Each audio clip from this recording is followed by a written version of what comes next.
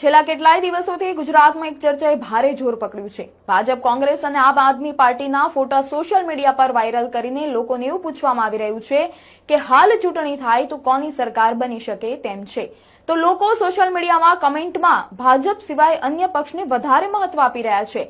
ત્યારે ખાનગી અખબારમાં છપાયેલા અહેવાલ પ્રમાણે વાત કરીએ તો આ સમયે ગુજરાત વિધાનસભાની ચૂંટણી યોજાય તો ભાજપને ફક્ત 85 બેઠકો જ મળે। મહત્વની વાત તો એ છે કે દિવાળી પહેલા ભૂપેન્દ્ર પટેલ સરકારના મંત્રીમંડળ અને ભાજપના સંગઠનમાં થયેલા ફેરફારના પીછેહઠમાં આઈબી એટલે કે ઇન્ટેલિજન્સ બ્યુરોનો ગુપ્ત અહેવાલ જવાબદાર હોવાનું માનવામાં આવે છે।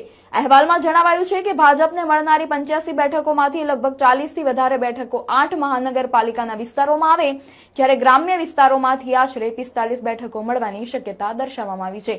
સૌરાષ્ટ્ર અને ઉત્તર ગુજરાત જેવા વિસ્તારોમાં ભાજપને નુકસાન બતાવવામાં આવી રહ્યું છે। તેમ છતાં અહેવાલ ખરેખર તૈયાર થયો હતો કે નહીં તે અંગે સરકાર તરફથી કોઈ પણ સત્તાવાર પુષ્ટિ આપવામાં આવી નથી, પરંતુ ભાજપ હાઈકમાન્ડે તાજેતરમાં જે ફેરફારો કર્યા છે તેને જોઈને એવું લાગી રહ્યું છે કે પક્ષે કોઈ આંતરિક રિપોર્ટના આધારે નિર્ણય લીધો હોય।